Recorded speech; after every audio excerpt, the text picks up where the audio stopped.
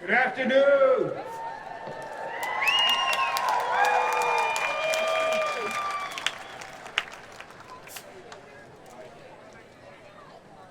Dear English graduating class of 2017.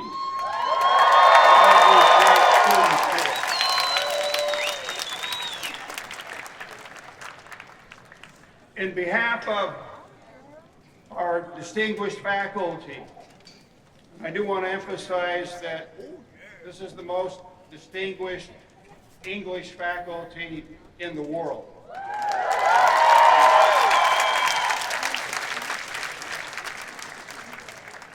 Also, in behalf of our extraordinary departmental staff, all of whom are here today and over the course of your study have made your work in the classroom easier, smoother for all of us, so that the work we do with you in the classroom is direct and clear.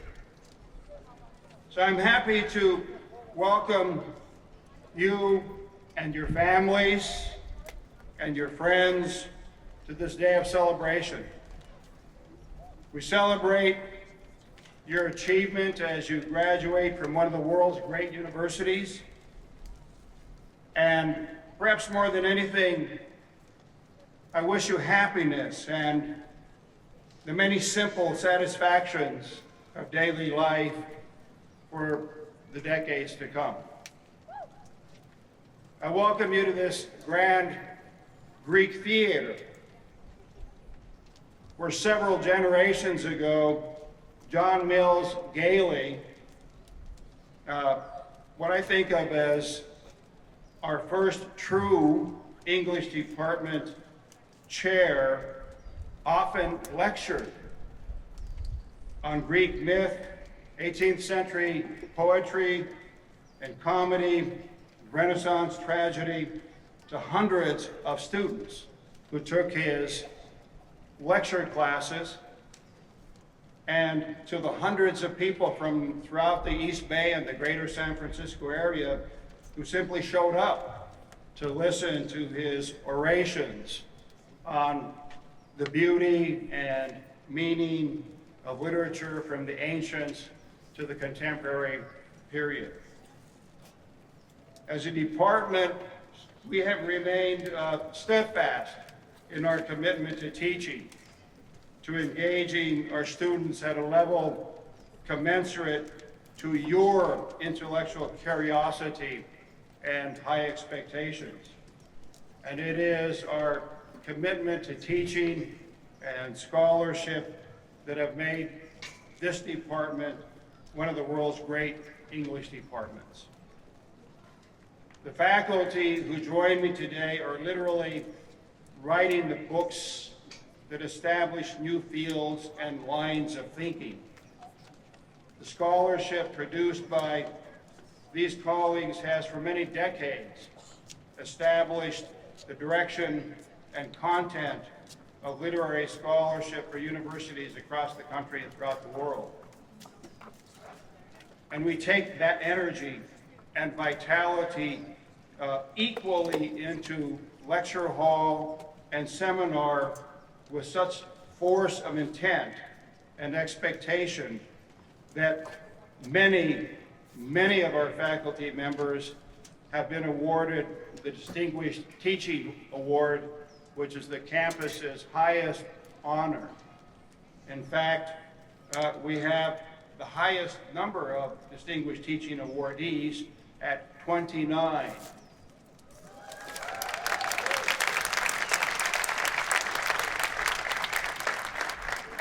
The most recent recipient is Ian Duncan.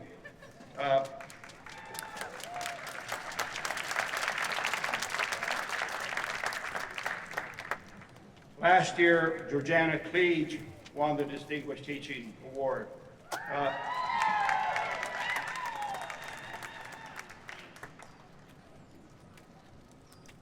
The graduate students who are sitting here with us have been trained as well by this extraordinary group of faculty, and they sit with us today on stage because by completing the rigorous graduate study they are now completing, they will go off to universities where their teaching and scholarship will not only contribute to knowledge in their various fields of interest in teaching, but where they also will define and redefine those fields of interest.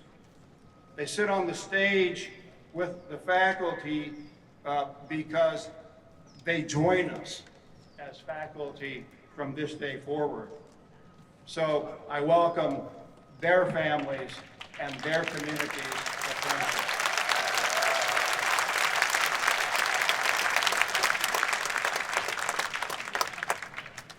So let me say a little bit about what we do, for those of you who may remain curious about this.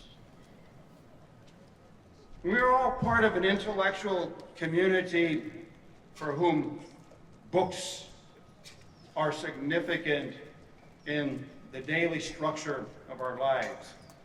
We read. Isn't that what we do? In our classes, we read.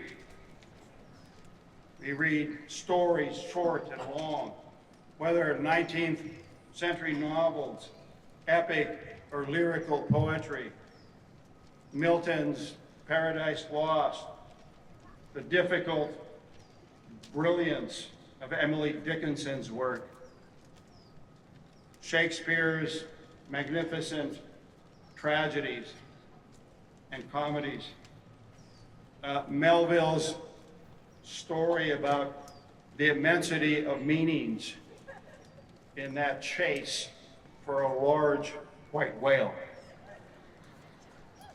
We read modernist poetry and prose from T.S. Eliot and Virginia Woolf, the brilliance of Ralph Ellison in Invisible Man, Toni Morrison's Beloved, Ana Castillo, Junot Diaz, Rodolfo Anaya, Maxine Hong Kingston's The Woman Warrior. Now we got it, see? I could go on, right? And we also read and celebrate the stunning work of our own crew of creative writing poets and novelists. Robert Hass, Bikram Chandra, Lynn Hegenian, Jeffrey O'Brien, Melanie Abrams, Cecil Giscombe.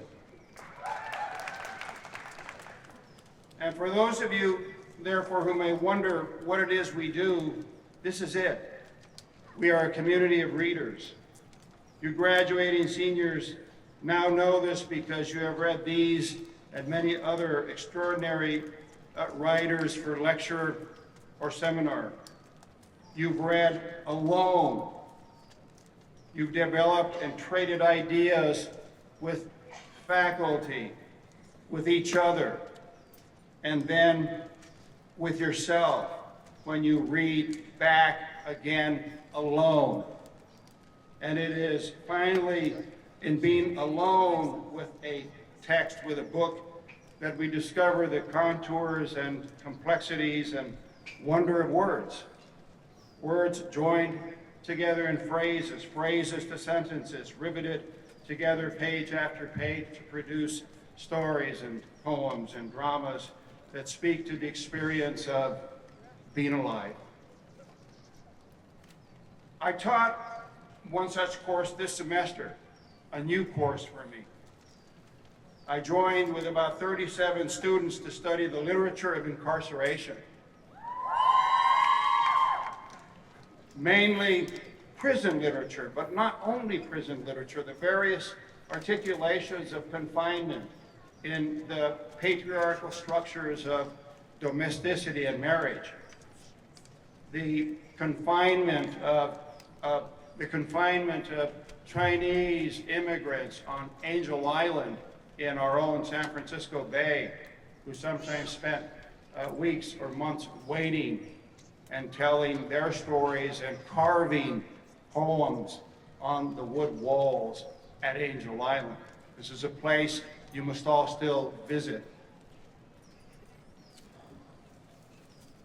We read poetry, essays, memoirs made by people confined to cement cells and held captive by steel and iron bars and by the menace of the prison itself.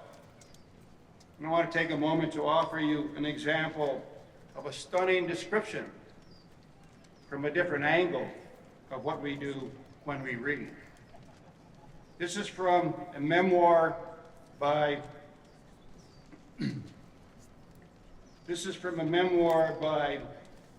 number 32581.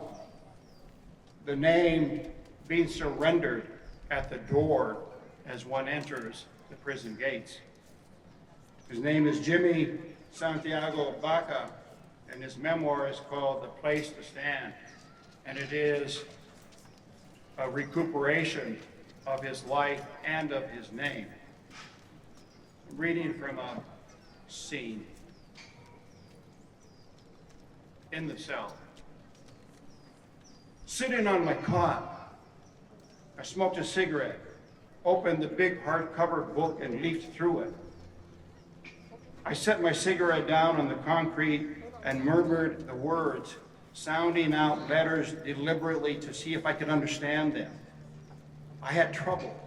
It seemed each letter was fighting me. Reading was frustrating because each letter slowed me down. While sounding them out, I had to remember what they meant when combined. It was a lot harder than I expected. Each letter had its own voice. As I put the sounds together to make words, they told the story. As I struggled to read, time, jail noise, cells, and walls vanished. I was engrossed in the simple story of a man and his pond. Which might that be? Which pond might that be? Huh? Walden, okay. This is a young man who at 23 years old entered prison and was illiterate until, like Frederick Douglass, he took language into his hands and into his heart. He says, the more I read, the more I thought about the pond in Estancia, New Mexico, where he grew up. I put my finger under each word, sounding them out to the bottom of the page. End quote. This is what we do, each of you, each of us, the renowned faculty joining us here today. We trace letters deliberately until they make words. We fight with letters and then with the words they make. We try to remember or imagine or pull at or argue with them to understand what they mean when combined. We associate experience there with experience here, place to place. We associate the Rose Pond with a pond in Estancia where number 3258 as a child was thrown out into life by a family that had broken. This is where, in language, Jimmy Santiago Baca moves away from 32581. He moves away from being simply a carceral figure, a convict, a ghost, man, disembodied, or reduced rather to a bodied ghost, until he finds language, until he finds himself in language, until he finds his possibility in language. As in the lives of so many other prisoners, to the imprisoning number by putting a finger under each word, sounding them out to the bottom of the page until his name Jimmy Santiago Baca is restored, a person, a human being. This is who we are as readers. This is what we do. And beyond that, I have no wisdom whatsoever to impart for commencement. I can't offer any insight into your future careers or how those are likely to benefit by your ability to read closely, to read well, to write about what you read with sentences more precise than this, to write with the expectation that your boss, whoever that may be, will be smart and well-trained enough to discern the logic scribed artfully into your sentences. And that seems to me to be where we are at this moment. I don't talk about the future because I want you to be fully conversant with and alive in the moment. And it is in the moment of reading that you are reminded how necessary it is to slow down and to be absorbed in and by the lives that we live. So I simply remind you that this is quite enough. So just as I welcomed you today as our distinguished and honored guests, our students, tomorrow you will be Berkeley alums.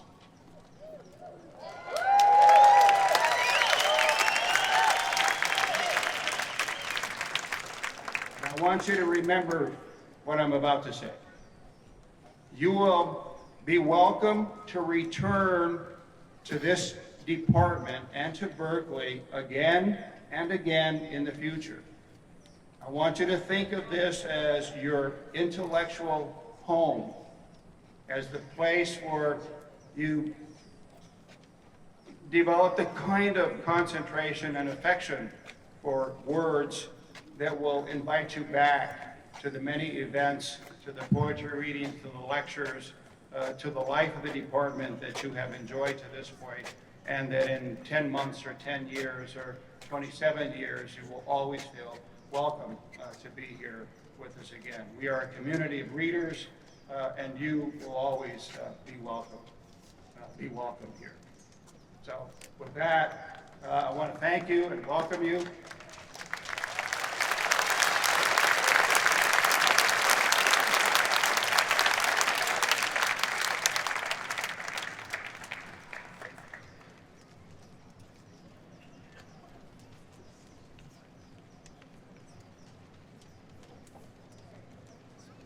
Now the really good part of the afternoon, listening to your peers. We have, as you see in your programs, 3 speakers. The first is Jason George Bircea.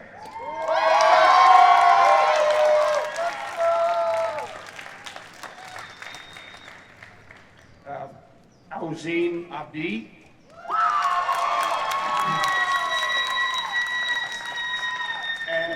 And Meagan Allen.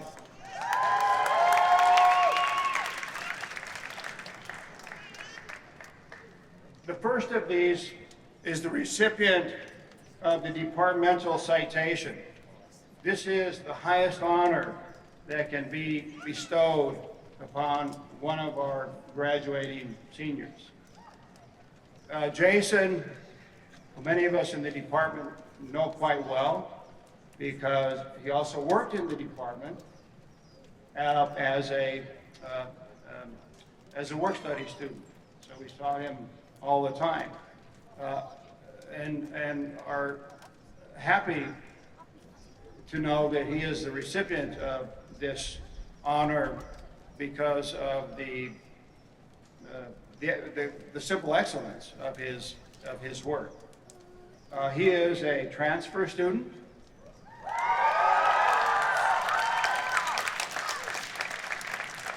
I take it there are a few of you here who are transfer students, right? You're extraordinary in the classroom, I tell you. He is an honor student. He is a McNair Scholar. His work has produced the kind of discussion and dialogue that we yearn for. So let me present Jason with the departmental citation.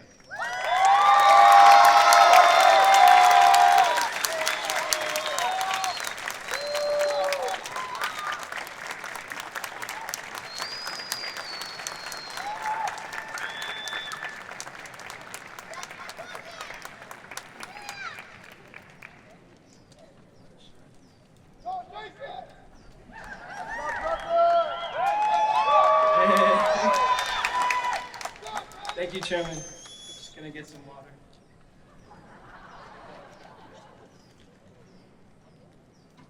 Hello, everyone. So my name is Jason, and I'm incredibly honored to be able to stand up here and share a few words with you. And I thought I'd begin by expressing some gratitude. So Mom, Dad, thank you for always pushing me to pursue an education. You lifted me up here with the hard, slow work of your bones. Thank you.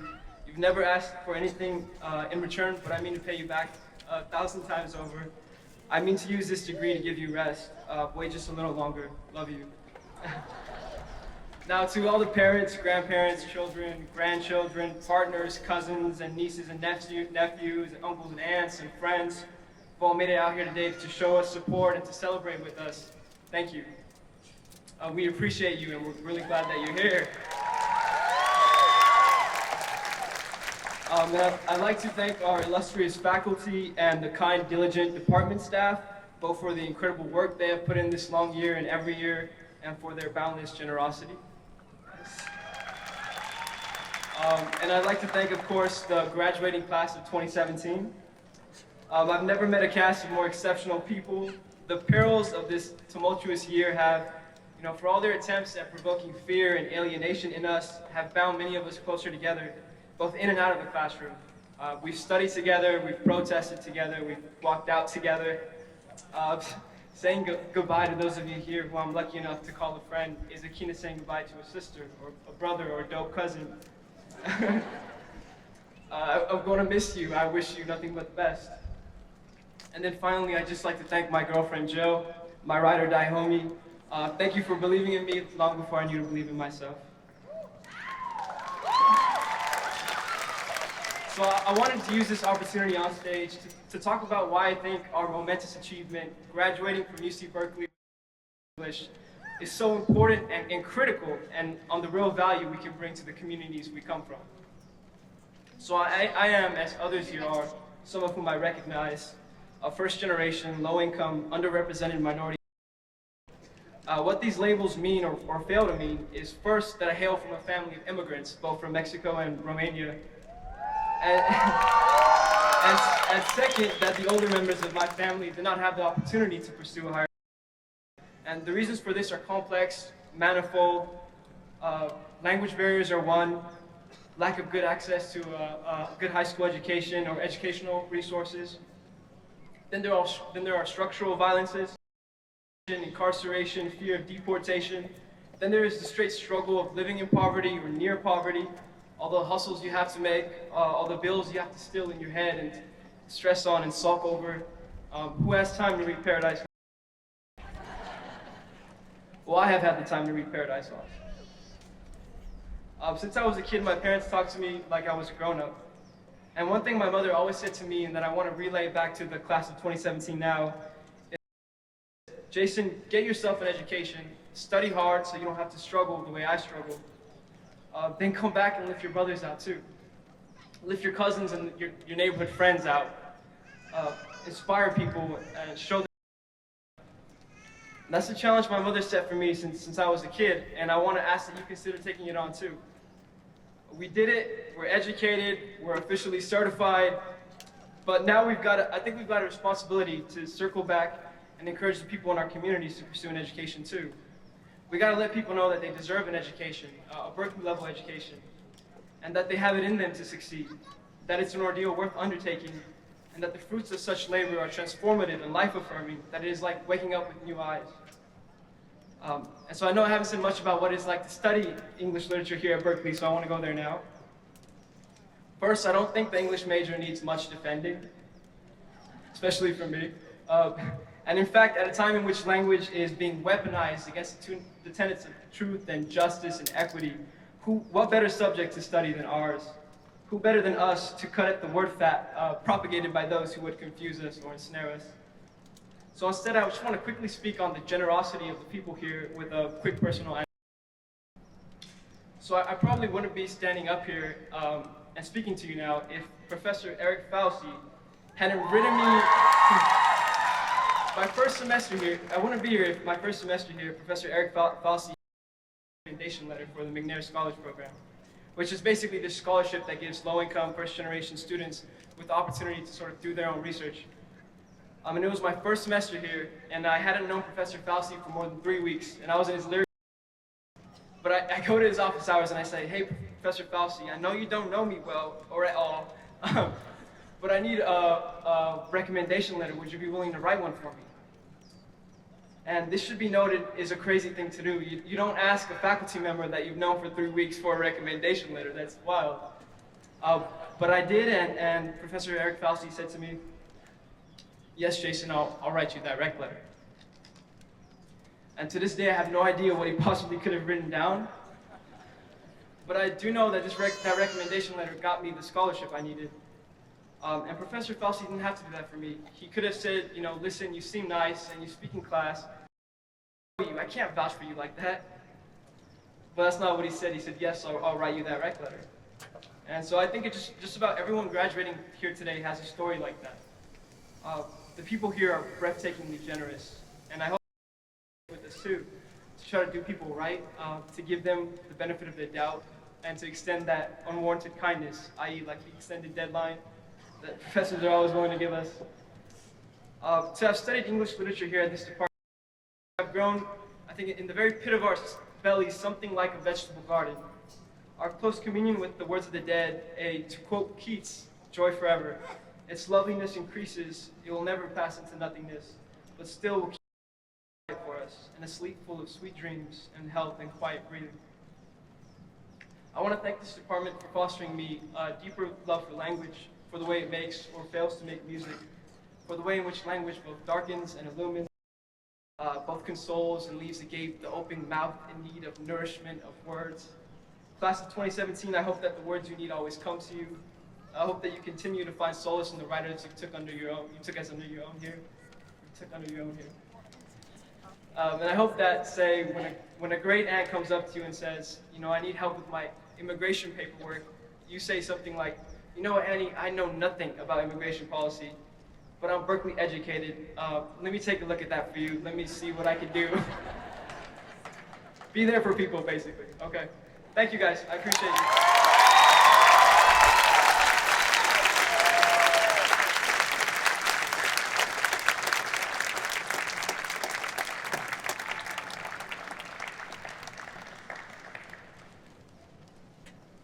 Our second guest speaker, Auzeen Abdi.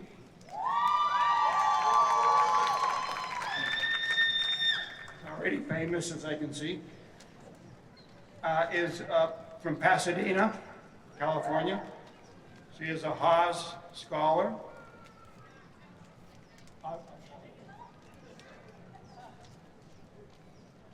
Let me back up. Auzeen is actually from much closer. She lives, or at least she comes from Livermore, California, just right up the street. She is also a transfer student and a very strong advocate for us, for the deaf and hard of hearing. We are pleased and honored to have her as one of our student speakers. Auzeen.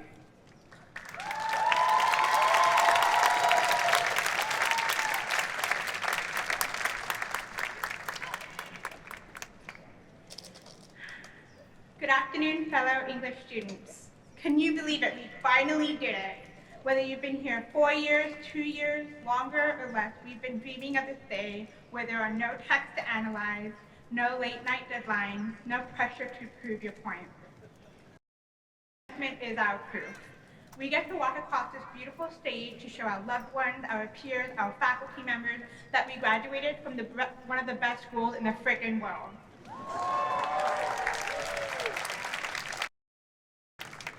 My name is Auzeen, and some of you know me as Abdi. I'm a Bay Area native and a transfer student from Las Positas College in Livermore. To be frank, I have never written a speech like this before. When coming up with this, I asked myself, do I write a farewell address or do I say hello to success? Is that what this is? Is today about success? Yes, of course. But now I want to ask yourself some questions. Is success what brought you here today? If so, where did that success come from? Do we ever think about the opposite of success? As English majors, we are critical thinkers and we have the ability to peel the many layers of language and read in between the lines. So what are the layers of success? Being a student was one of the hardest things I ever had to go through, from the moment I stood in front of my kindergarten class to count to 100 and only got to 19, to my undergrad thesis where I wrote about femininity out of a San Francisco tour guide, and I still don't know how I managed to do that. Unfortunately, I have a disadvantage that placed me at the very bottom of my class in grade school, and that also reflected during my years here at Cal. But for the most part, I considered myself a failure. When I got my first car at the age of 18, I would drive around Berkeley for its quaint features and local personalities. However, I hated driving up College Avenue because I knew what was at the end, a college. Making that left turn only onto Bancroft was a reminder of my unavoidable failures in education and forced me to create fantasies in my head. What would have happened if I was smart enough, if I was like other kids? Why was I born this way? Why don't I deserve to go to college? I never thought 10 years later I'd be here. Some 5 years ago I had an epiphany, but not bad epiphany like the one James Joyce would present to us in or an open-ended epiphany like Mrs. Dalloway couldn't help but go through. But it was just a simple moment where I decided I wanted to go back to school. It would mean devoting 100% of my time in learning centers, office hours, study groups, and any other way I could get help. Community college thinking I would be an average student with a high chance of failing, but knowing I tried my best. Surprisingly, I ended up with an acceptance letter into the College of Letters and Science of UC Berkeley. I thought the tools I college was all I needed coming to Cal. Unfortunately, I was very wrong. As a transfer student, we are not well prepared as students coming in as freshmen. The expectations at Cal are much more different than those at community college. After spending 2.5 years of dedication and hard work, I came here to only be told by a professor that I shouldn't be an English major. Once again, I failed. I went home and ate 2 whole pieces to myself. That kind of guys? So what do I take from that upsetting engagement? Do I listen to the professor and pick another major? Do I drop out and give up completely? I'm a failure, right? All those questions were about a week later, I met with another professor to go over my midterm. This professor told me that I made an observation in the Canterbury field that no other scholar has ever made before, and that is the reason why I'm an English major. I bring up my past because I want to share with you that in order to be successful, we must fail. On the last day of instruction, my last class, Professor Eric Foskey closed his lecture with a piece on Samuel Beckett, Fail Again, Fail Better. So what does it mean to fail better? Does it mean to fail worse than your last failure? Or does it mean to fail less as you go along? Look at me, I don't have to write any more papers, yet I'm analyzing a text in front of my colleagues and the entire English department. My argument, I think we must fail in order to learn. Failure is the root and soul of success, and sometimes you're going to forget to water that soil. But that's also another road to your success. We must crash or fall or eat 2 whole pieces before we take the next onward step. The next time you're in deep shit, think about the situation you're in. What are you learning from it? Take that failure by the balls and run wild. I want to conclude my speech with a big thank you. We graciously appreciate those who helped us pave a road to get here today. Our parents, grandparents, family members, guardians, role models, our friends, and even UC Berkeley with their resources and faculty members and GSIs and so on. Thank you for giving us a chance to grow and to see our true potential to be what we want to be. But you know, I think we often forget to thank the most important person of all. Look around you. Who is that person? That person is you. We deserve to appreciate ourselves making choices, whether right or wrong, that gets us to this point today. And we should continue to thank ourselves as we move along, because we matter, we are important. No one's gonna hold our hand and guide us through this labyrinth called life. Only we can feel and we can feel better. Thank you.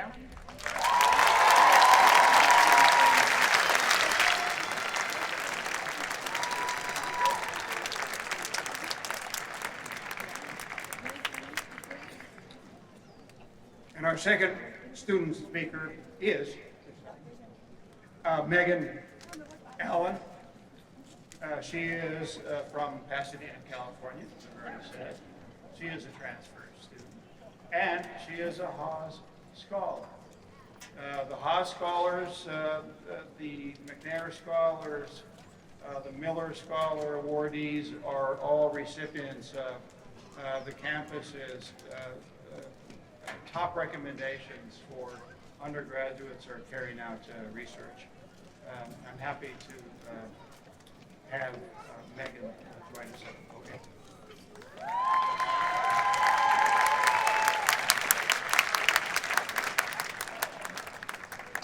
Hello. So once again, thank you to Jason and speeches. Kind of nervous to try to, follow up on that. Okay. So, out Sapir, dare to know. From Immanuel Kant's answering the question, what is enlightenment, in 1784, and 200 years later in what is enlightenment? It is a call, a summoning of an individual to the task of self-reflection and self-invention, to think critically for oneself. Dare to know the world you live in, to challenge it in all its complexity, ask the questions that are hard to ask. Dare to stand up for what you believe in, to take the risks in life no matter how daunting they may seem. Dare yourself, you will be surprised. So today we gather here to work of the past few years. For some of us, this is the closing of a chapter. For others, a new beginning. Here at UC Berkeley, we have walked the same ground as esteemed predecessors before us. We have conversed with MacArthur Fellows, Guggenheim Fellows, and other outstanding minds.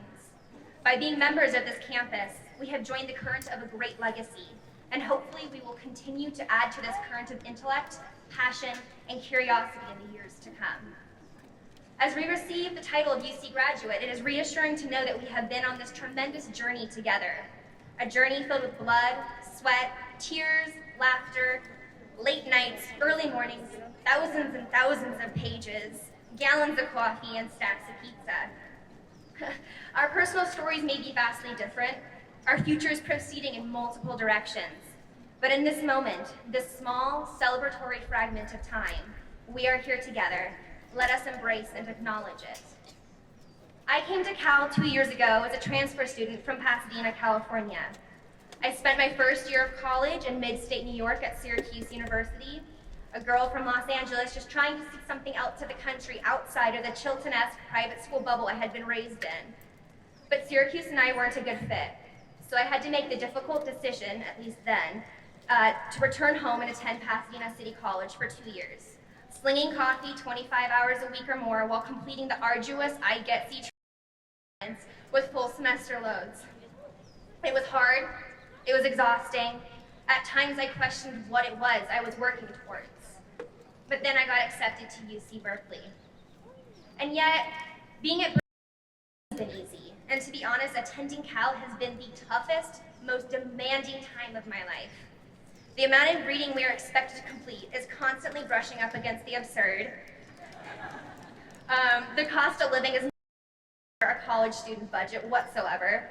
And Berkeley is not always the most inviting, especially for transfer students. It is a large campus filled with a lot of strangers, a reality that can be overwhelming and alienating. It was while I was reading 3 novels a week, working part-time, and exploring all the beautiful nature and glory that Berkeley has to offer, I learned that if you persevere, if you reach out and show curiosity, you begin to scratch beyond life's cold, indifferent surface, and a new world of possibility begins. It's talking with people and not just on social media, hearing their stories and sharing your own, and daring yourself to try. You make connections that will take you places you never anticipated. And for me, this was one morning in fall 2015, my first semester at Cal. I was attending the mundane office hours for my Intro to Social Culture Anthropology GSI Jacob to discuss potential thesis ideas for my application to the Haas Scholars Program. As both Jacob and I were interested in the occult and bizarre, I thought he would maybe have some good ideas. We were researching fellow Pasadenan Jack Carson, co-founder of Jet Propulsion Laboratory in 1936, and also a high-ranking Telema leader, Aleister Crowley, you guys, and a possible subject reminded of an obscure novel he had heard about. And that novel was The Mysteries of New Orleans by Ludwig von Reichenstein, written in German in New Orleans in 1854-1855, before disappearing for 160 years. After reading the book's summary together, which describes the novel as being about the coming of a bloody, retributive justice at the hands of Hiram the Freemason, a nightmarish 200-year-old proto-Nietzschean Superman for the sin of birthing a revolution in frankly apocalyptic terms. We turned to each other wide-eyed. A 200-year-old proto-Nietzschean Superman? What did that mean? Intrigued and being a nerd, I picked a page book, read it cover to cover over winter break, and drafted my Haas Scholars proposal around it. Little did I know that Jacob's one small comment about a near-forgotten text during office hours would change my life. I was accepted to the program, joining a group of 20 wonderful individuals across all disciplines with an unquenchable thirst for knowledge. I got to spend 2 months in the amazing city of New Orleans this past summer, conducting extensive archival and cultural research, beignets as I could, where I was warmly welcomed into academia not only by my scholarship program, but also by the translator of my text, Professor Stephen Rowan at University of Missouri, St. Louis, Archivist Angel Mary Lou Eichhorn at the Historic New Orleans Collection, and Professor Dietmar Felber at Tulane University, all of whom encouraged and supported and carried me throughout the daunting new research process while being over 2,000 miles away from the Bay Area. But it has been my support here at Cal that has been the most remarkable, and not just from my peers, but also from the staff, faculty, and grad students. From Leah Carroll, the director and heart of the Haas Scholars Program, to my two outstanding thesis mentors, Professor David Henkin in the Department of History, and English's own Professor Samuel Otter, both of whom listened to my ramblings about 19th century pop literature, to writing guru and enthusiastic supporter, Professor Scott Saul, who has worked patiently and ceaselessly with me on drastic edits for pieces ranging in topic from cigarettes as totems of power and Francis Ford Coppola's The Godfather, to a long-form profile on local artist Amy Ho. To my creative nonfiction GSI Ishmael, who tolerated my creative ramblings about waffles, television, and the superb quality of Nicolas Cage. My gratitude only continues because due to the immense support of all of these wonderful people, I am fulfilling a lifelong dream of backpacking across Europe this summer, where I will be presenting my research thesis at the American Comparative Literature Association conference in the Netherlands, as well as attending the Yeats Society Summer School in Sligo, Ireland, thanks to a generous scholarship from the Irish Studies program here at Cal, of whom Professor Felsey, so he gets a shout out in all their speeches, informed me of. And the thing is I am just one person. Every one of you has some story, some experience to share. So in light of that, I want us to take a moment to celebrate not only our personal academic achievement of making it here to the finish line, but also those who have been our faithful pillars in our personal lives throughout this journey behind the scenes. I thank my friends who have kept me focused and inspired, my family who has kept me grounded, and most importantly, I thank my father who has sacrificed everything for me to be here. Working odd jobs since I was 6 to guarantee that he could pick me up from every practice, be present at every game, performance, and let me tell you, there were a lot because I was an overachiever. The person who has driven me across the country to teach me what adventure is beyond books. Without him, I wouldn't be the person I am, nor be where I am today. Citation is as much a celebration of hard work, perseverance, and success for me as it is for him. And I know I'm not alone in having truly extraordinary people like him in my life. So let us give them a round of applause.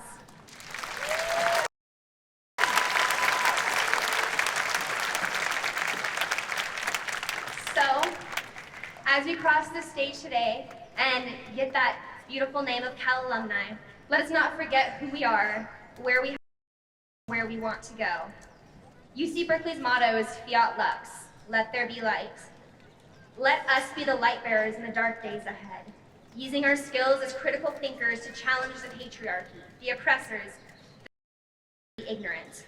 Let us be the light that illuminates minds and souls through our art, our criticism, our stories and poems and wit. It will not always be easy. Often it will be hard and try to break us, challenging us. But let us prove that we are not merely memorizers of flashcards or apt at spark note synthesis or really sufficient crammers. Let us reveal that we do know how to think and that we are prepared to show the world that what we are capable of is mightier than the sword. The time is now, not just tomorrow, but we are ready. Just remember, dare yourself. So congratulations, graduating class of 2017. Go Bears, and out Superior.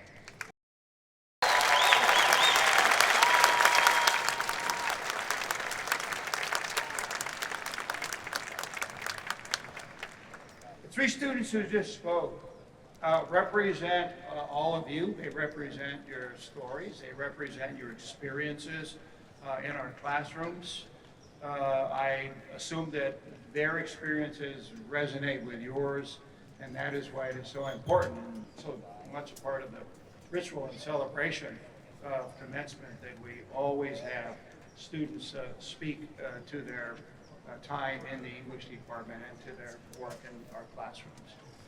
And all of the stories that aren't told, that we aren't, at least those of us aren't on the faculty, are not privy to, that you are keeping to yourselves, well, keep them to yourselves. I'm now very pleased, honored really, to introduce our chief commencement speaker this afternoon, Geronimo Johnson is the recipient of the first Simpson Family Literary Project Prize for writing, in this case, a novel called Welcome to Braggsville. This is a literary project that has as its entire design the gift of a prize for a celebrated young writer, but it is also part of a project to take, well, the writing and the work that we do into the wider communities around us. So our idea with the Simpson Literary Project is to put a group of graduate students together who will work with students in a group of schools, one of which is Richmond High School in Richmond. Another is a juvenile home detention center in Girls Inc., a program that works with young women after school and during the summer, and Cal Prep, which is a university school that is dedicated to assuring that underrepresented first income, low income, and first generation students will be prepared to go to college. So our idea is to a project that recognizes the work of an extraordinary writer, at the same time that we are committed to bringing that work to younger people in high school, junior high, who are committed to trying to write and trying to figure out, like Jimmy Santiago Baca, what their relationship to language is and can be. That it is difficult, that it is a struggle, that one must put one's finger under every word to understand it as one moves to the bottom of the page. So, Geronimo Johnson, Geronimo Johnson, was born in New Orleans. He's a graduate of the Iowa Writers Workshop. He is a former Stegner Fellow at Stanford. He has taught creative writing here at UC Berkeley, at Stanford. Did I hear a hiss somewhere there? The Iowa Writers Workshop, the Prague Summer Program, creative writing workshops at San Quentin and elsewhere. His first novel, Hold It Till It Hurts, was a finalist for the 2013 PEN Faulkner Award. The novel that we celebrate today to Bragsville, which was long listed for the 2015 National Book Award, listed for the 2015 Andrew Carnegie Medal for Excellence in Fiction. One of the 10 books all Georgians should read by the Georgia Center for the Book. He has been included in the book, and the novel has been included in Time Magazine's 10 books of 2015. It has been awarded the Sarayan International Prize for Writing, named the winner of the 2015 Ernest Gaines Award for Excellence. And this is a story that, a novel rather, that is Joyce Carol Oates, one of our visiting writers, commends by saying, Geronimo Johnson is a brilliantly inventive, audacious, ever surprising yet warmly sympathetic chronicler of our turbulent America of the early 21st century. This astonishing novel, Welcome to Bragsville, is many things. A satirical vision of ultra-liberal ideals and illusions. I should say that the novel takes place in a trajectory between here and Berkeley, the bubble of Berkeley, and a town in Georgia called Bragsville. This is a coming-of-age story tracking the misadventures of 4 Berkeley undergraduates on a quixotic mission to the Deep South. It's a lyrically rendered love story with a satisfactory but irresolute ending. Readers will find it touching and hilarious by turns, tragic, revelatory, wise beyond the years of its young and dazzlingly talented author, T. Geronimo Johnson.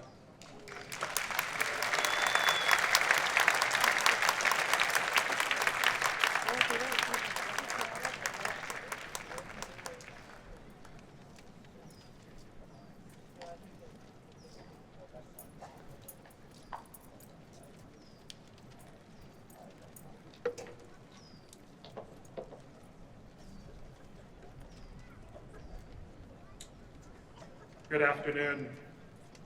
Greetings, faculty, administration, guests, graduates. It's a pleasure to be here. To stand before my fellow readers, writers, lovers of literature, word nerds, golden bears.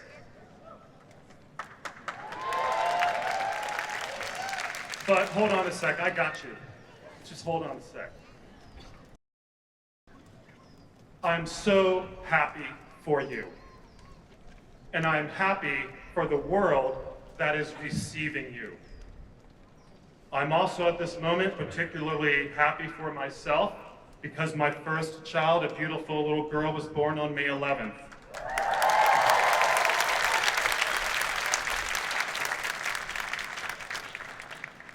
Thank you. I'll try not to mention her too much or I'll start tearing up. You know, she's brought so much joy, but you'll have to check back in 18 years and get her take on living with me. You know, so commencement calls for advice, and I have to thank Genaro for that wonderful introduction because you're right to wonder, why should anyone take advice from a novelist in this economy? So though I stand before you as a novelist, I did serve time in finance. So I will offer you one bit of advice.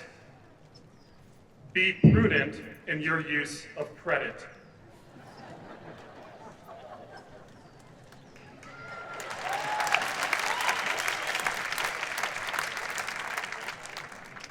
Every loan is a mortgage on your future. Think of credit as a simple machine. It can be a lever or a screw, and I'm sure you know which one you want. That's the only advice I will offer today. I propose that the topic of the day is simple. How will we obtain the transcendent unity necessary to ensure the survival of the species?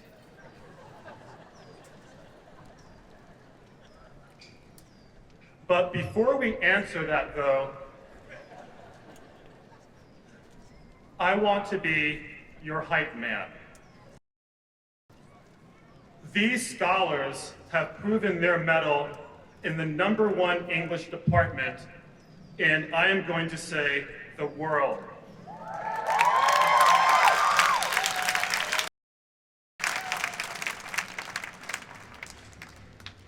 In the firmament that is higher education, UC Berkeley is Polaris, the North Star. It is not easy, am I right?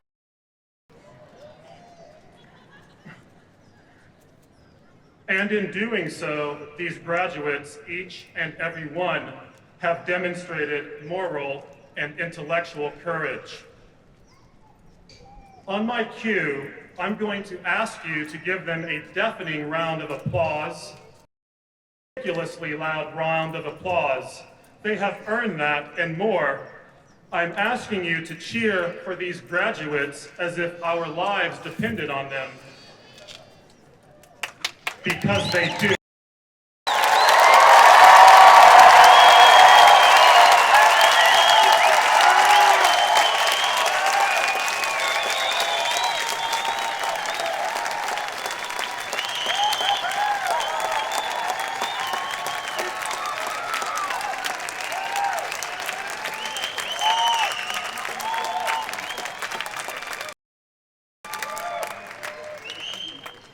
Thank you, and I'm not only saying that to assure you of money well spent. I said I got you. Last Thursday, on May 11th at 23:03, I became a father, and as a parent, I was granted a license to talk about people right in front of me as if they are not in the same room. I'm going to do that for a minute. I want to address not the graduates, but their guests. Friends, these graduates hail from all around the earth and have been here on this campus to study English. What does that mean? There are no shortage of jokes that run somewhat like this. So, earning a degree in the language you were born speaking. Is this what it's like to have long hair? Of course, we know that no one is actually born speaking English. I can now attest to that. But what does it mean to study literature, to take a degree in English? It means graduates embody this university's very motto and reason for being. Berkeley's motto is Fiat Lux, let there be light. That light may be fire, a distant spark, a valiant star, a neural connection. I assert that these graduates are humanity's light bearers and all. What exactly they do, the surfeit of neologisms, critical theory, all those confounding French thinkers, may seem very arcane and esoteric. I assure you it is not. To illuminate their generous contributions, past, present, and future, I want to talk a little about story, a particular story. I want to talk about The King in Yellow, the short story collection by Robert Chambers. In the second story, the narrator visits his friend Boris, a sculptor and self-taught artist. Boris and the narrator are 2 points of a love triangle, and the third point, Genevieve, is deeply depressed. Boris, perhaps in an effort to oppress Genevieve, has developed a solution that instantly fossilizes organic material. When the narrator arrives on the scene, Boris places a fresh lily into a solution and withdraws a statue in the shape of that same lily. The author writes, "The marble was white as snow, but in its depths, the veins of the lily were tinged with the palest azure, and a faint flush lingered deep in its heart." And later on the page, Chambers writes, "From somewhere within came a rosy light like the tint which slumbers in an opal." The alchemical transformation leaves the living thing dead at first glance. The essence of the lily's form is frozen in stone, except for this heat that remains at the center of the petrified object. And this is precisely what literature is: an amplification of inner light, of the rosy glow, of the spark we all carry. Behind the theory, behind the writing, behind the alphabet itself, behind the zeros and ones if you read ebooks, is simply incessant, insistent glow, story. We do not do films, blogs, westerns, Amazon miniseries. We do story. Humans cannot survive without story anymore without sunlight, which fortunately I'm shielded from right now. Story is so powerful that in this age of scientism, when statistics have taken on an aura of mysticism, people are still constructing story. And even though many tech fans cheered after Google's artificial intelligence defeated the human Go champion, even more tech fans cheered when an AI who later named itself Benjamin wrote a screenplay. And when you hear grumbling and glee about big data, you hear analysts reading and writing news stories for us. And political discourse has been reduced to a battle royale of adrenalized narratives. Anytime you are exposed to a story. So those bedtime stories we tell children, and the stories of mourning and celebration we share with friends and loved ones, and all those advertisements, and all those tweets, the tweets are all thrown into the same soup. Which ones should we listen to? Which ones do we listen to? Unfortunately, all, because story grafts itself onto our very being. There is no inoculation against it, hence the weaponizing of narrative in the political arena. Milan Kundera believes that every great philosophical idea appears first in a novel.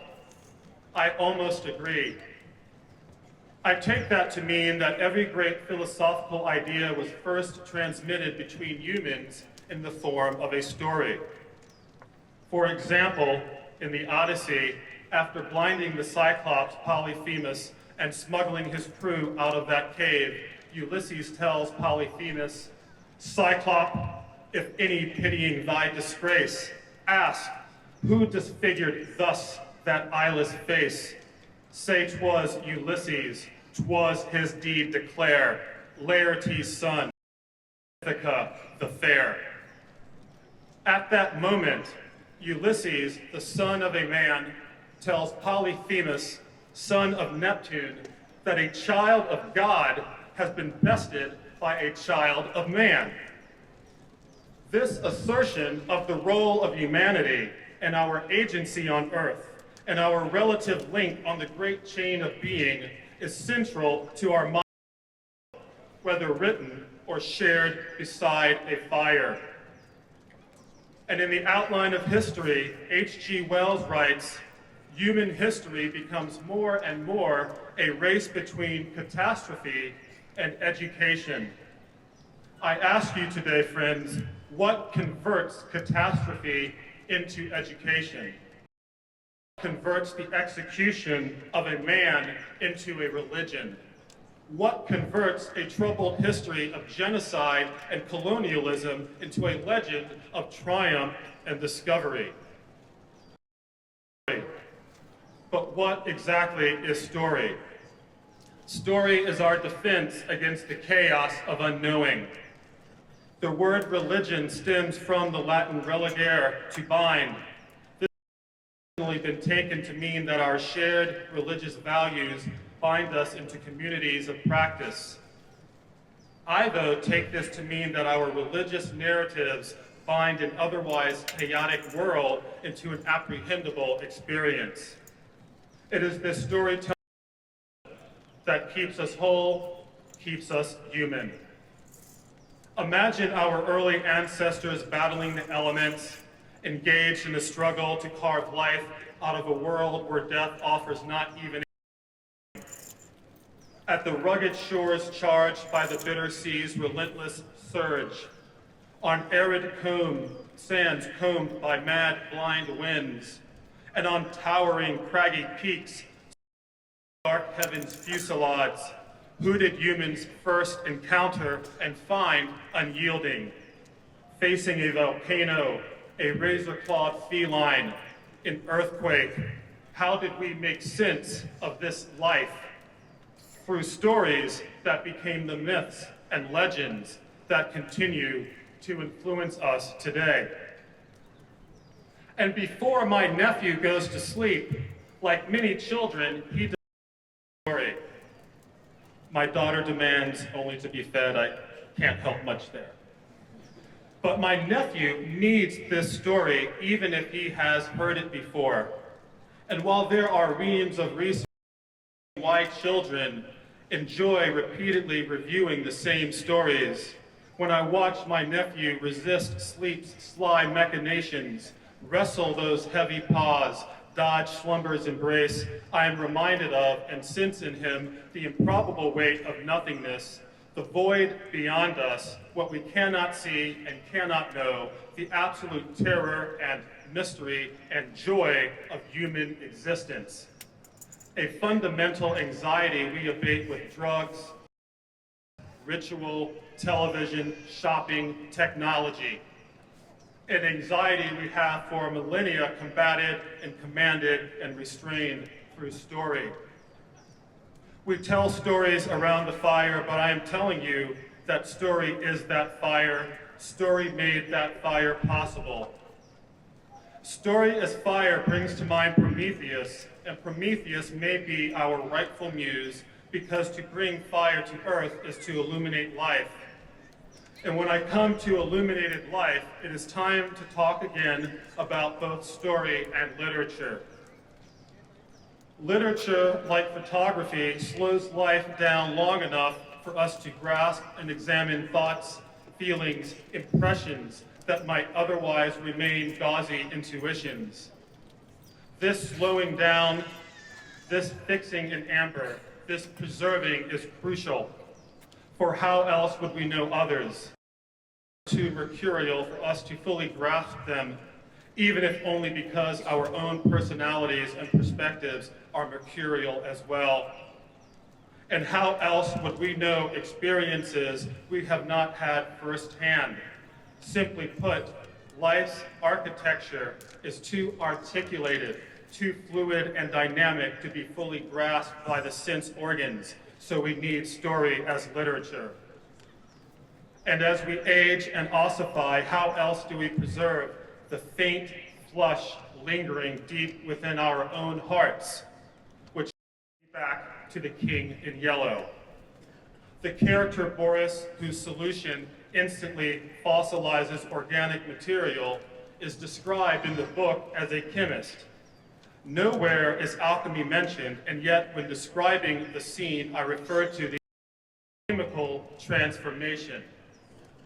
I did so because alchemy is a metaphor for the transformation of the soul, and of all the arts, because literature is the most intimate, it is literally in the process of engaging and being engaged by it that comes closest to alchemy.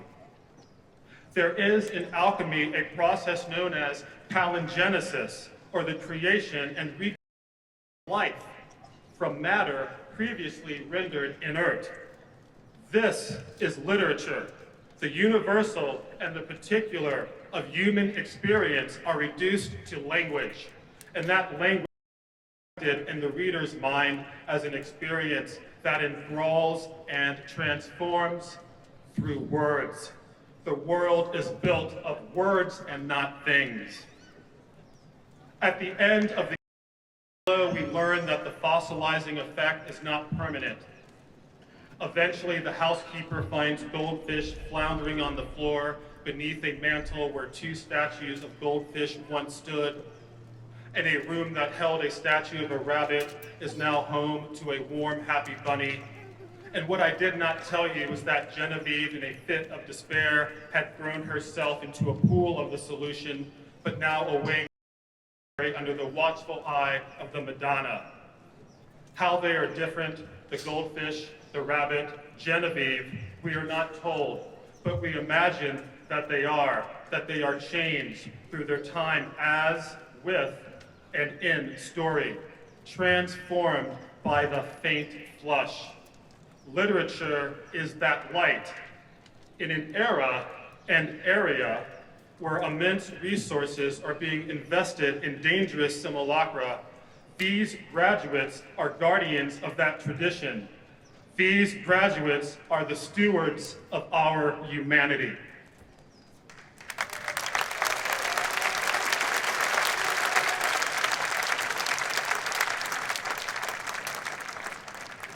Thank you. I'm not done. When I originally conceived of this speech, I intended to sidestep politics. I saw no point in telling you what you already know. I saw no need to repeat and regurgitate the wholly unoriginal, predigested, disingenuous political analysis with which we are daily assaulted via screens, large and small. But I was made to believe that you are more than amenable to such engagement. In other words, I was told that this was not the perfect arts and sciences commencement speech, because it didn't say anything about Putin, or Conway, or Bannon, or Sessions, or prison, or getting drunk. So I added a bit. First, you can sleep well tonight knowing that Dwayne Johnson, AKA The Rock, is leading in the 2020 presidential polls.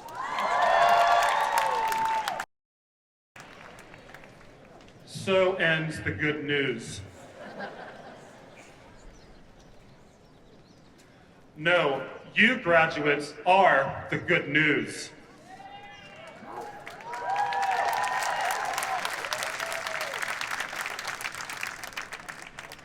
The night of the election, I was at a residency in Oregon.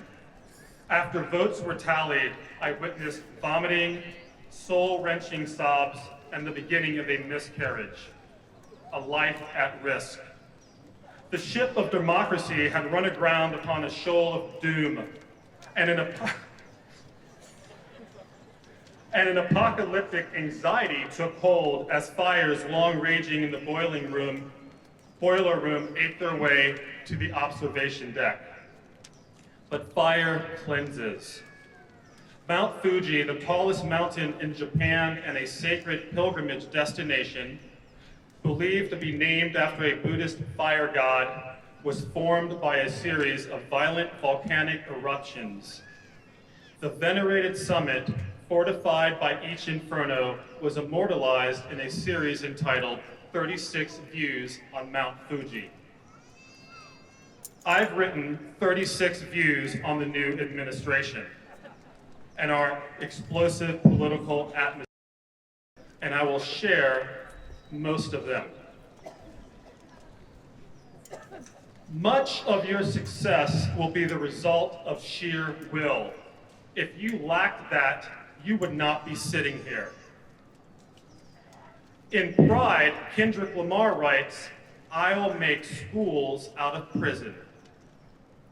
In Song 4 of the Consolation of Philosophy, Boethius writes, "Nothing can subdue virtue." Defeat begins in the mind. To submit to despair is to tender your own ruination. We, as a species, have missed several dinner dates with doomsday. Consider the Jewish revolt against the Romans in 66 AD, Y2K, the Mayan prophecy. The list goes on, yet here we remain. Nothing could be farther from the truth than to fear that the current administration heralds an apocalypse of any sort. Our reigning apocalyptic anxiety is a metaphorical affliction born of a binary morality, informed by Christian eschatology, aggravated by the Western notion of linear time, and most importantly, inculcated through fear, a calculated inculcation of fear. I suggest we radically revise our worldview, our sense of personal power, and our relationship to language. We must reconsider, to paraphrase our own George Lakoff, the metaphors we live by. Are we establishing our own, or are other folks foisting their metaphors upon us? Sometimes we forget that this country has been struggling towards perfection since its inception, and that this administration owns the patent on none of their ideas. Let's think back to the world before November 8th to keep this in perspective. In 2015, the National Center for Trans Equality conducted a nationwide survey. They learned that trans folks were more than twice as likely as the US population to be living in poverty, and trans folks of color were up to 3 times as likely as the US population to be living in poverty. What I am telling you is that we are always fighting. Our prison population swelled under a tremendously popular Democratic president. What I am telling you is that we are always fighting. In 2015, 9% of colleges reported 0 rapes. Keyword reported. What I am telling you is that we are always fighting. In 1993, the man who founded the Federation for Immigration Reform, as well as the Petoskey chapter of the Sierra Club, wrote in a letter to a colleague, "I have come to the point of view that for European American society and culture to persist requires a European American majority, and a clear one at that. What I am telling you is that we are always fighting." Promise Keepers, whose ensign is spookily similar to an Army Ranger patch, and the rest of the constitutional refuseniks are nothing new either. In 1868, a benevolent organization was chartered to protect the weak, the innocent, and the defenseless from the outrages of lawlessness, to protect and defend the Constitution, and to aid and assist in the execution of all constitutional laws. That benevolent organization formed to protect the weak and safeguard the Constitution is known today as it was then as the KKK. What I'm telling you is that we are always fighting. In other words, if we awoke tomorrow with a Westminster parliamentary system and our legislators passed a resolution of we would immediately be cured of nothing, of absolutely nothing. But if we could be cured, how would we react to the news that approximately every 20 a trans person is killed somewhere on this earth? If we say that this is the worst that it's ever been, we discount the experience of many Americans who will tell you that life here has always been a struggle. I say this not to discourage you, but to encourage you, to remind you that, as Reverend King said, the arc of history is long. This country holds today every promise it ever held, and, as has always been the case, these promises are seated in our hearts and will be brought to flesh only if we are committed to engaging fully in our lives. Our greatest risk is the adoption of practices and behaviors that betray our values. You must be an evangelist for hope, proselytize for empathy and charity. Your outrage is the call to action. Wonder not what to do. The starting point is simple. Make no distinction between your personal and political selves, because they are the same. We have been told all our lives to avoid discussing in mixed company politics, money, or religion, but those are the three arms that crank the wretched machinery in which we now labor. We must not give up. We must not become language apostates. Since the election, many people have told me they are no longer talking to their families. That's not helping, because the only weapon they cannot confiscate is your heart. If white people do not talk to people about racism, and men to men about sexism, and heterosexuals to heterosexuals about homophobia, we surrender the power to leverage homogeneity in the service of homogeneity.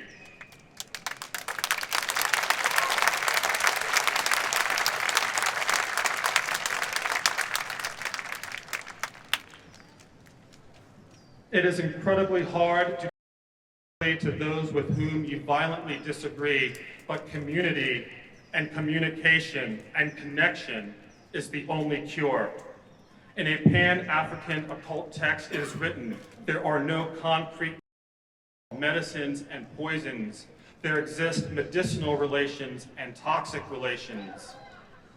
And Martin Buber wrote, a soul is never sick alone, but there is also always a betweenness, a situation between it and another human being.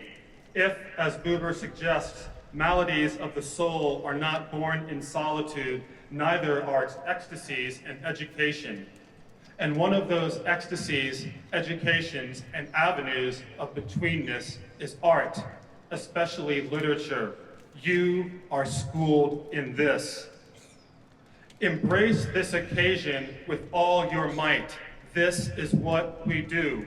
We struggle always and forever until all people are free. Ask yourself this: what converts catastrophe into education? The answer is inside of you.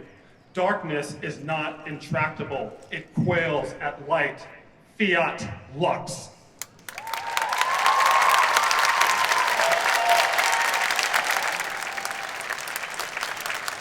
Thank you.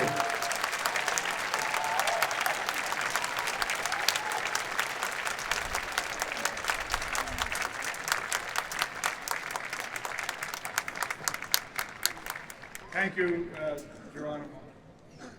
Thank you for those words of possibility and for, once again, concentration on the power of language. So we now come to the moment so many of you have been waiting for. Distribution of certificates honoring your degree from UC Berkeley. I want to take just a moment to sort of organize how this will work. We will first honor our graduating PhD group, and then we will move to distribution of certificates of graduation to all of you who are undergraduates. I want to take just a moment at this point to remind all of you of the work that you did, once again, with an extraordinary group of individuals who comprise the English department faculty. And I would like to take a moment to thank them as chair of the department. They are colleagues, they are friends, they are scholars for whom I have the utmost respect for the sheer brilliance of their work in their writing and in the classroom. And I would like to acknowledge them by having them stand.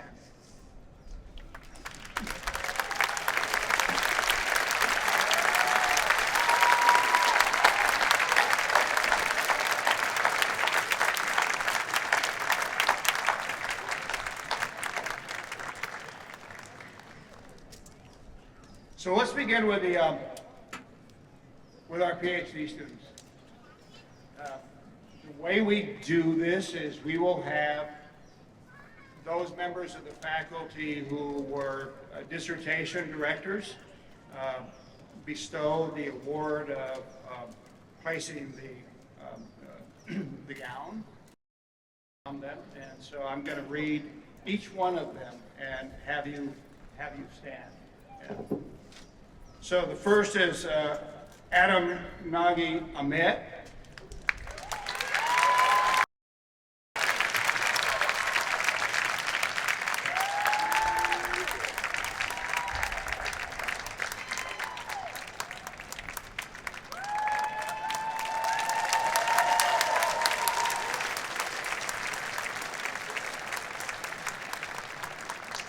Adam's dissertation is titled Carrying Over, Poetry as Translation in Early Romantic Poetics.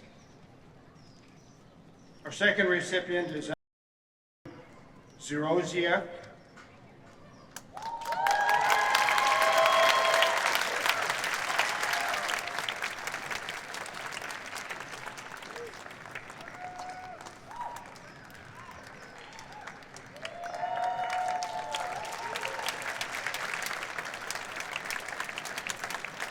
This for a dissertation titled Enter Audience, Forms of Theatrical in Modernist Writing.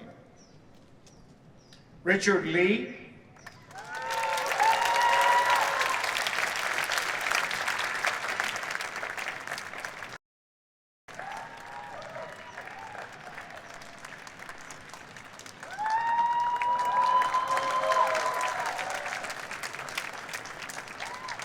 His dissertation title is Wary Boldness, a Political Agency in Renaissance England.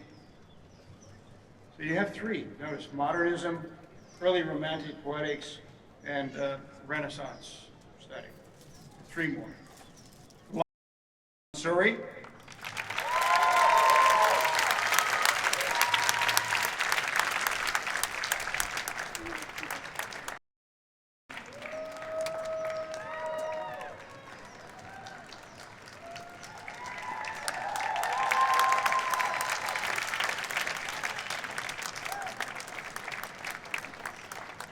Her study is constituent characters representing the American electorate in the early United States.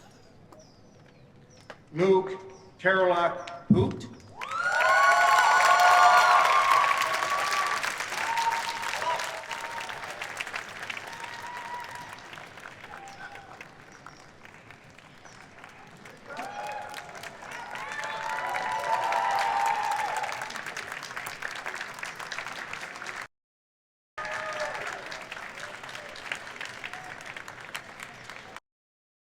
Bad timing, cliffhangers, and historical crises in 19th century fiction.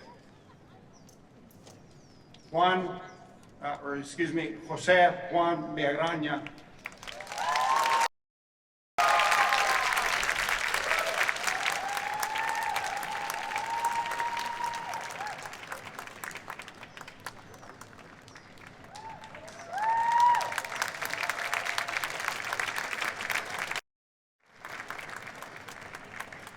This for, what if this present were the world's last night?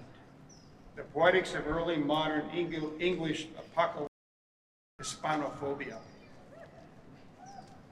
Irene Yoon.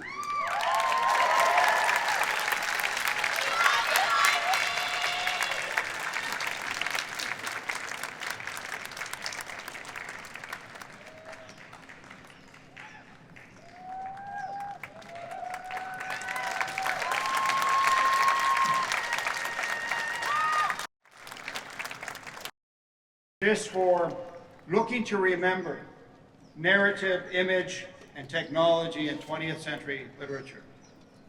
I read the titles because these young scholars will go off to typically refer the work of the dissertation.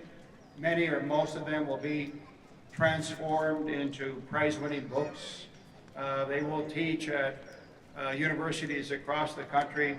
They work for years with faculty, with each other, and as I said, with themselves late into the night to complete their study.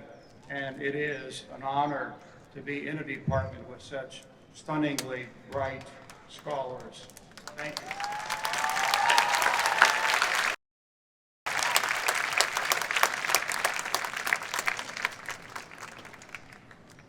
All right, let's do it.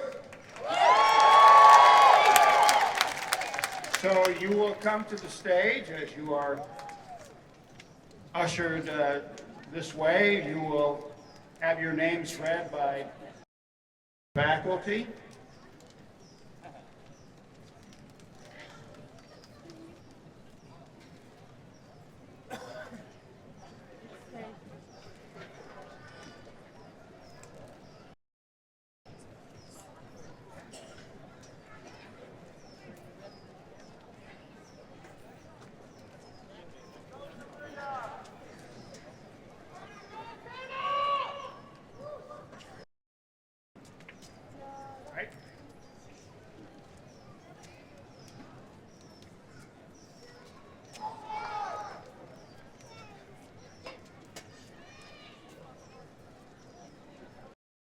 Our first reader is Professor Kathleen Donegan.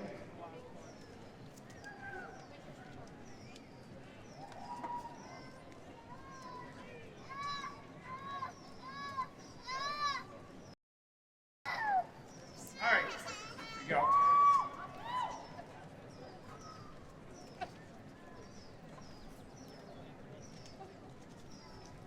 Nico Barcelona Batina.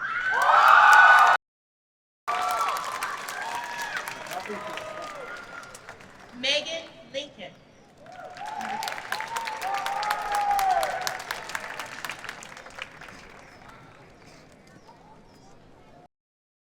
Angela.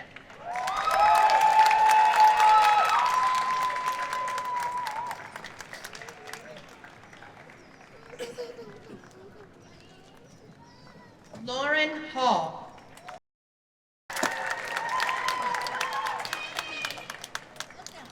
Kira Joseph M.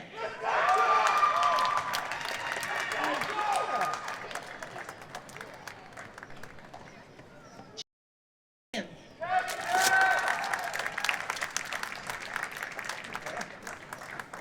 Matthew Kim.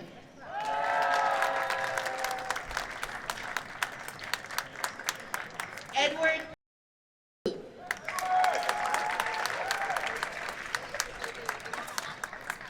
Robert Zins.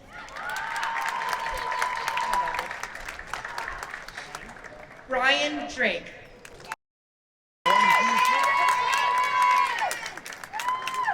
Courtney Mugroso.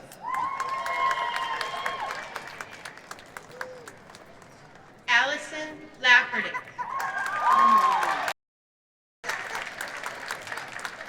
Naomi Gulasino.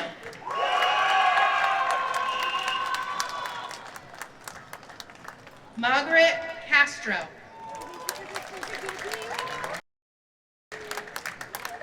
Rancheli Belly Vasquez. Vasquez. Sorry. Emma Courtright. Whitney Flores. Jalen Acree.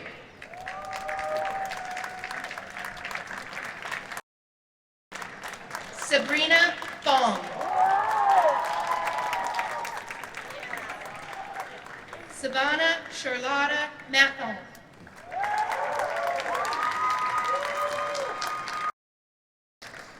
Isaac Ruiz. Sabrina Rentschler. Samantha. Leon Barros. Yiran Liu. Stephanie Hua. Andrew Henry.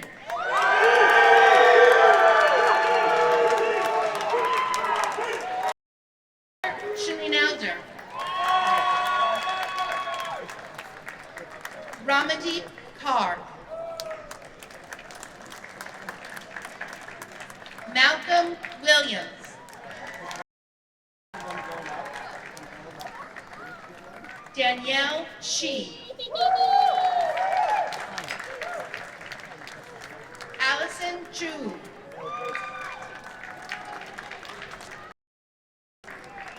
Veronica Gadsden.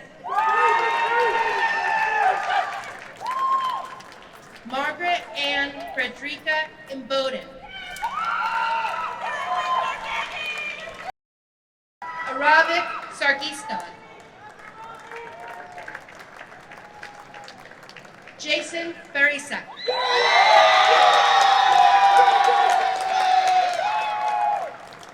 Mata.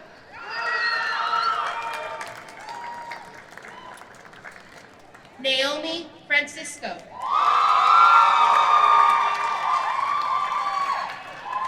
Spencer Kumar.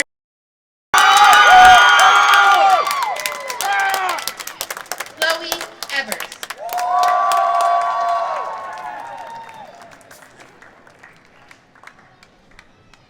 Second reader is Smith. Les Langdon. Paul Smith.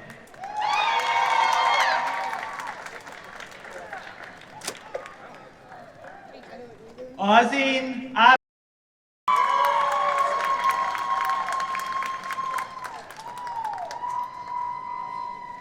Michelle Jarson.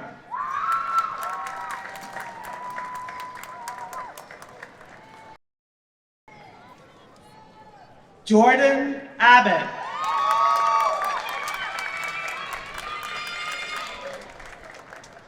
Emily Conway. Clint Keaton.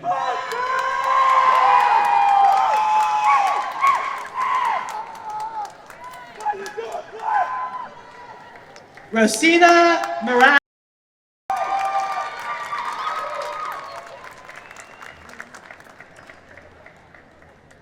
Claire Trombley.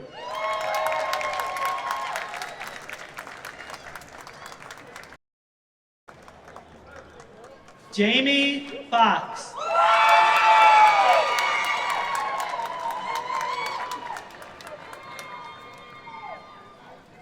Kiara Patino.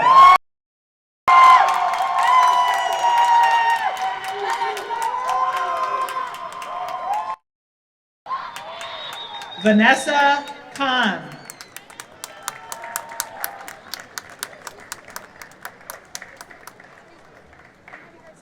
Darby Howe.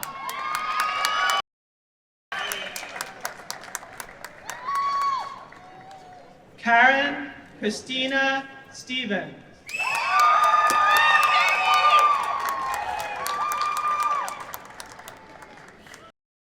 Marley Castillo.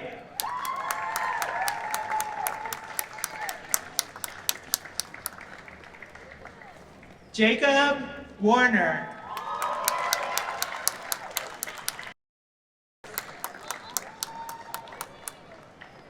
Andrew Streeter.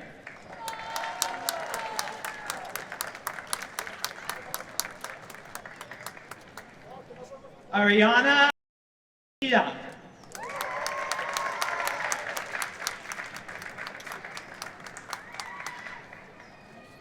Dinshaw Xerxes Avari.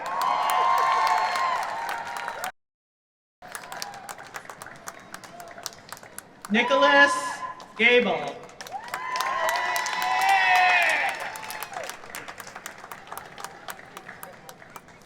Jason Carter.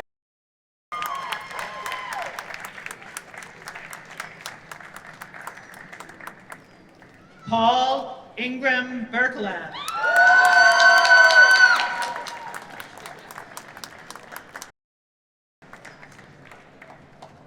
Elizabeth Elaine Irwin.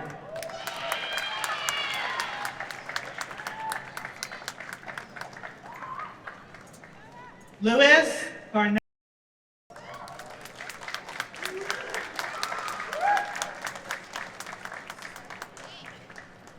Stephen Reed Peterson.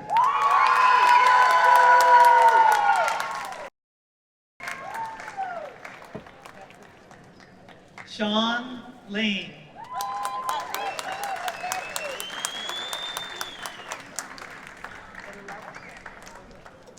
Zachary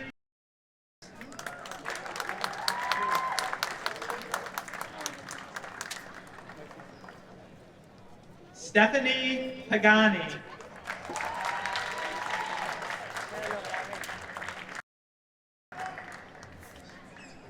Josh Iakua Albano.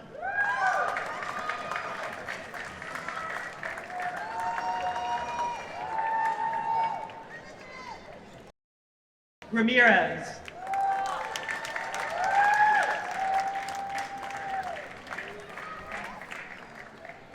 Sarah O'Connor.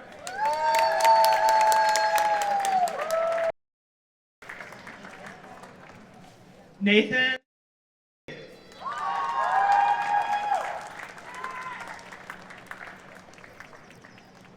Timothy Hayes.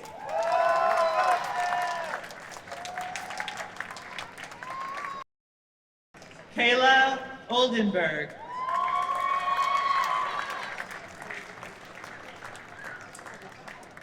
Andrea Perez.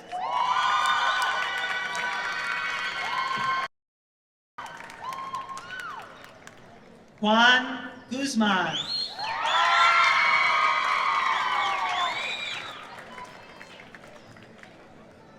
Meagan Allen.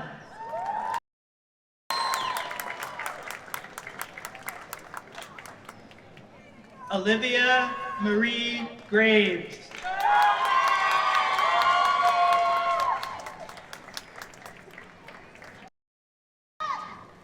It's Job Miller.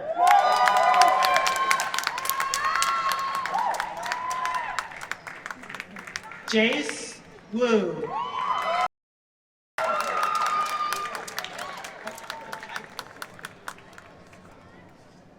James Scucimari.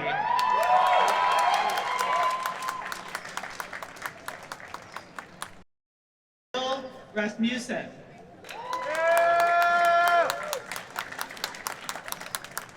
Elena Provencio.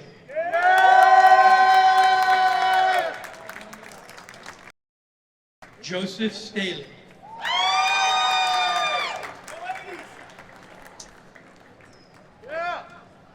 Jenna Gloves.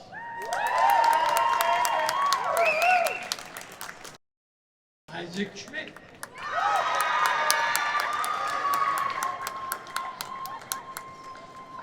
Lillian Audrey Berger.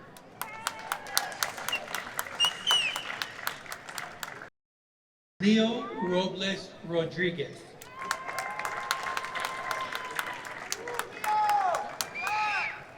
Tahire Kademi.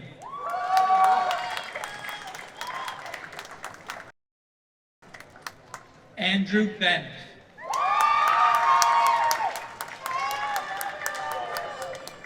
Meagan McNewman.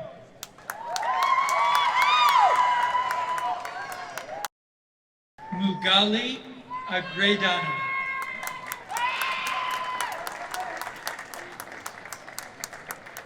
Roberto Valencia. Jasmine Cordova.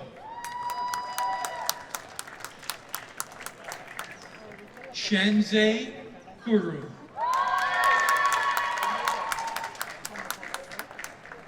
Simon Harris. Aaron Dinwiddie.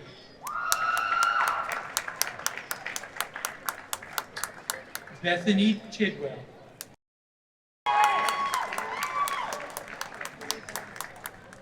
Colton Dumont.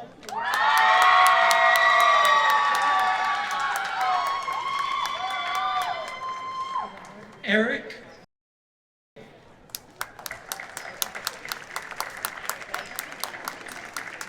Kelly McDevitt.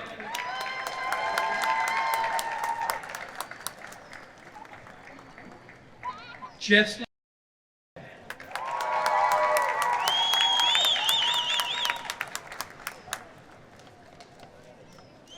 Melissa Wen.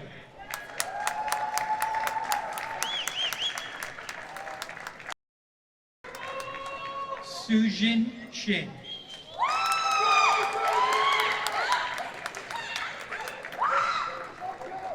Annie F.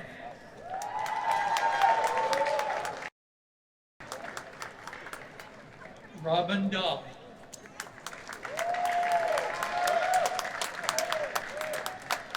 Erica Reyes.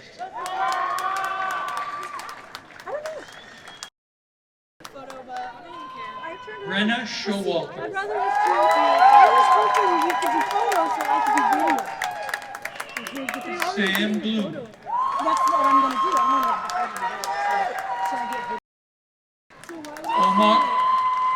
Omar Khan. I just want to cheer for you. Can you just, okay. I'm going to do pictures then, because I don't think Sophia Bernal. just do pictures. I don't need to have video still.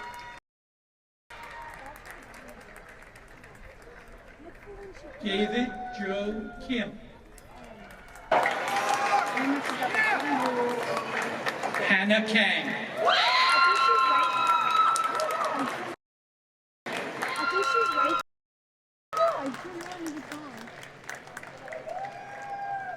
But Jessica McCurcheon. I think she's right behind Super Bowl.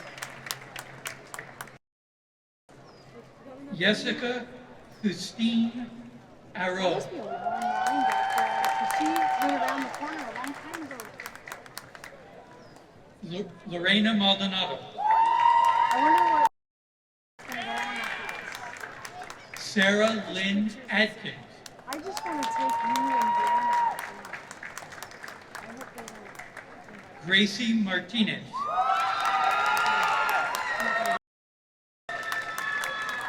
If they invite themselves and you guys for lunch, Jinjin Ye.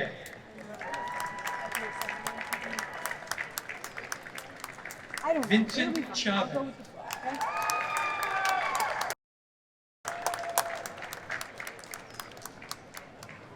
Brandon Gauthier. So look for the blue and white. Look for the blue and white. Hannah Rowley.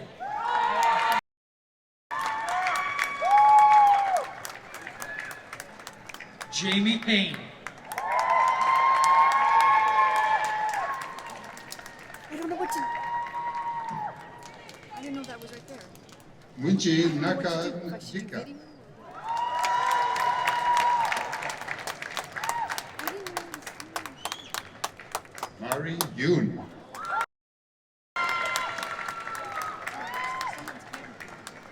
I didn't know it was there.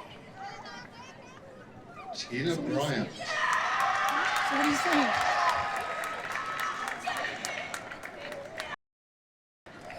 Cotton Zocher. There she is!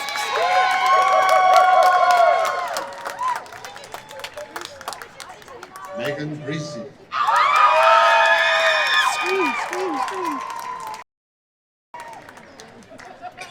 Isabel Lassalle. Isabel! Yeah, baby! Brianna K. Riley. That's my twin!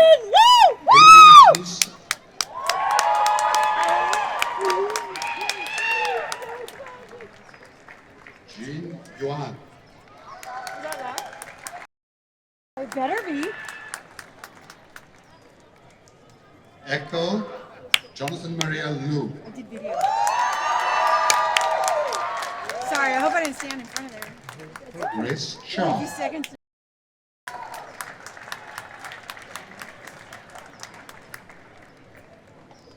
Josephine Carr.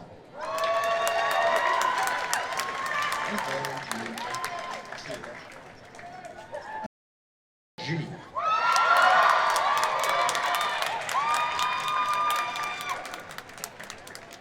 Raylene Valbuena.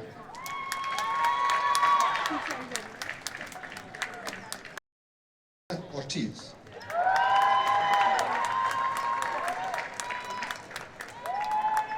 Brian Nasha.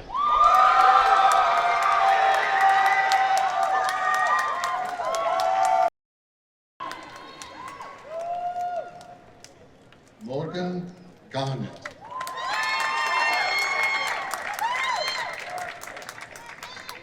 Hannah Felfi.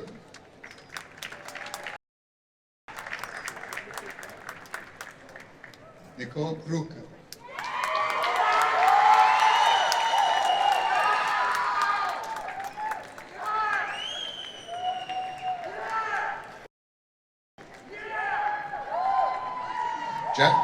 Jacqueline Greenberg.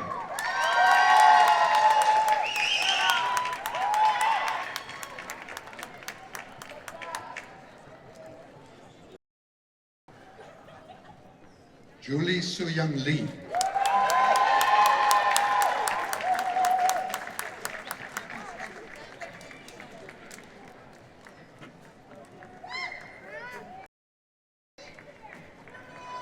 Chloe Wong.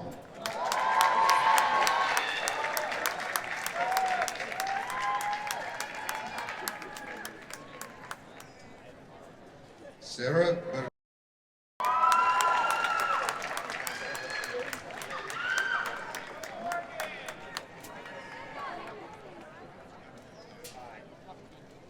Monica Aguilera.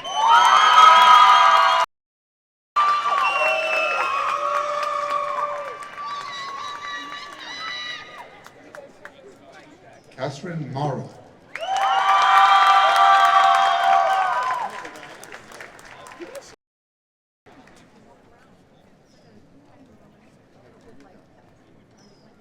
Rebecca Fossey.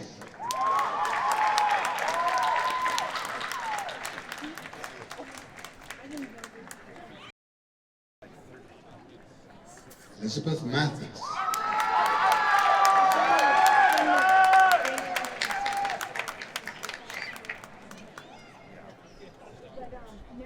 Anna Chan.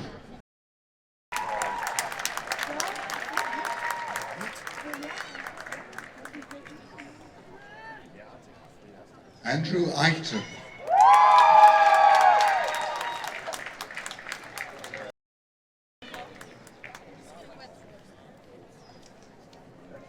Emily Fromm.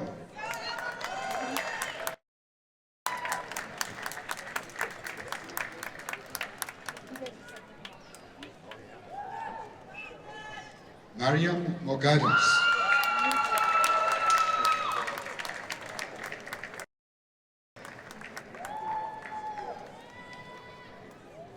Miriam Yard.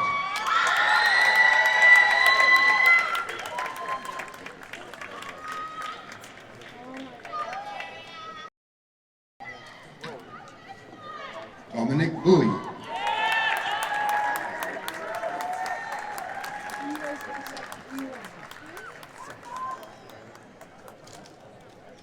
Rachel Field.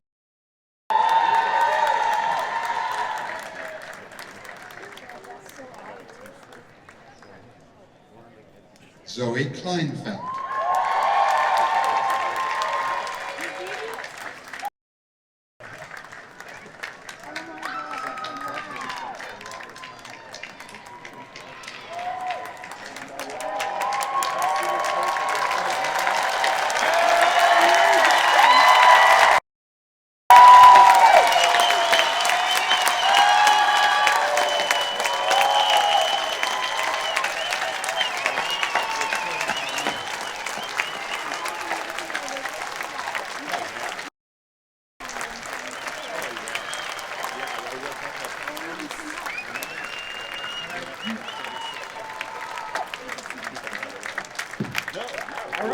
of you graduates are to remain standing. This is a moment to recognize your achievement and to say that as part of the wider campus celebration of graduation, we would like to the authority vested in us by the UC Regents and by the Chancellor, and most especially by the recognition of our faculty with whom you have worked. We are honored to confer the bachelor's degree in English as well as the PhD in English as well.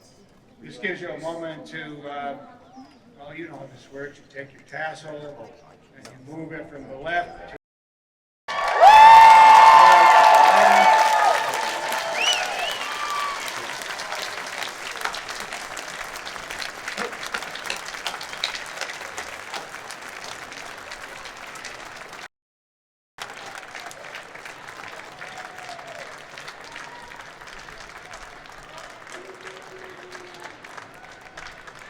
and we invite all of you to join us for a reception at the base of the Campanile, the bell tower, for refreshments and for conversation and to continue our celebration. All the best.